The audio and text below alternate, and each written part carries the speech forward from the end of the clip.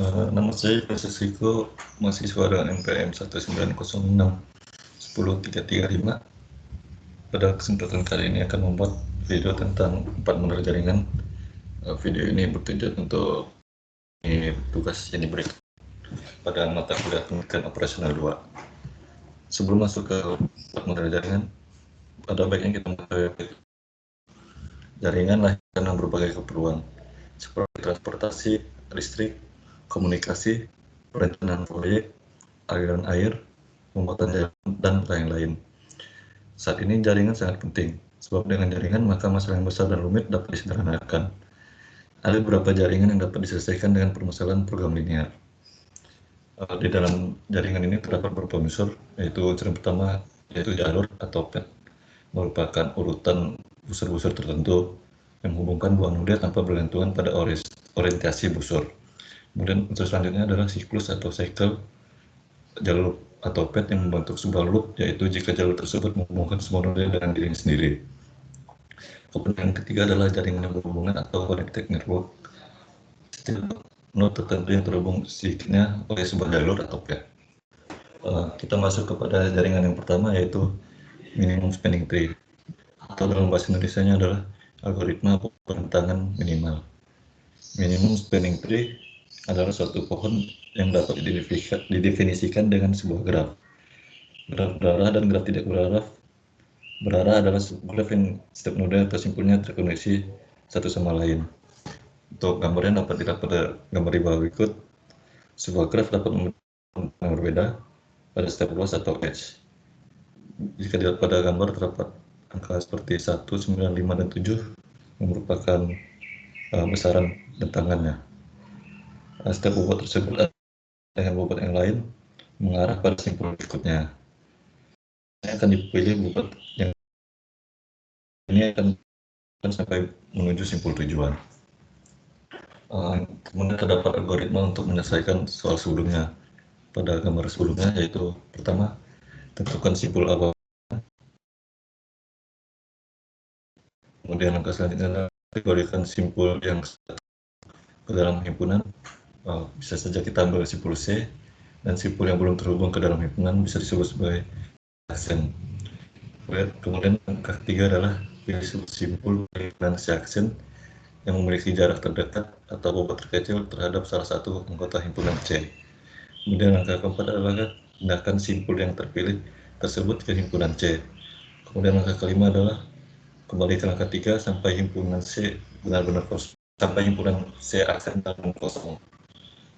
Ini terdapat satu soal, yaitu sebuah jaringan TV kabel sedang merencanakan pembangunan jaringan kabel dari stadion pusat di kota 1 menuju ke 5 kota lainnya. Menurut diagram jarak di bawah ini, tentukan jaringan kabel yang harus dibangun untuk ke 6 kota tersebut dengan sel mungkin. Ini terdapat iterasi pada algoritma sebelumnya. Iterasi 1 menggunakan kemudian pada C aksen terdapat 3, 4, 5, 6, dilakukan terus sampai iterasi 5. Dan setelah melakukan 5 iterasi, maka kita mendapatkan pembentangan minimal, yaitu pada iterasi 5, yang berarti kabel yang digunakan adalah sependek atau seminimal mungkin.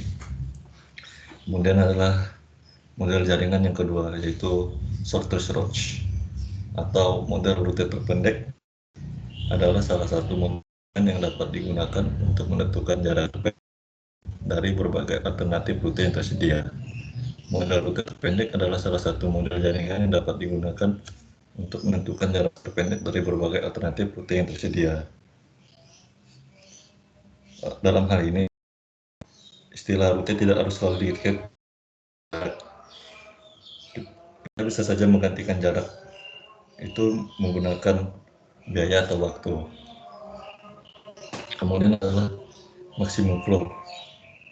Model aliran maksimum flow sesuai dengan namanya adalah sebuah model yang dapat digunakan untuk mengetahui nilai maksimum flow dalam sebuah sistem jaringan. Jaringan listrik, pipa saluran, dan jalur lalu lintas dalam sebuah sistem jaringan itu adalah contoh-contoh dari maksimum flow. Kapasitas pada setiap jaringan hubungan akan membatasi jumlah arus atau aliran yang melewatinya.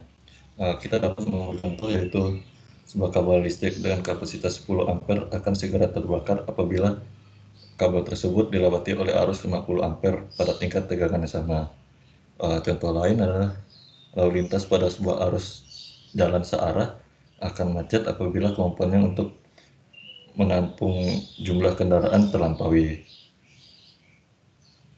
Contoh-contoh tersebut adalah merupakan pusat perhatian model aliran maksimum yang punya tujuan untuk memaksimumkan jumlah arus melewati jaringan hubungan dalam sebuah sistem jaringan. Kemudian adalah minimum cost capacitor flow. Ini adalah masalah pengoptimalan dari keputusan untuk menentukan cara termurah untuk mengirimkan sejumlah aliran melalui jaringan aliran. Langkah untuk menggunakan minimum cost capacitor flow adalah dengan menentukan titik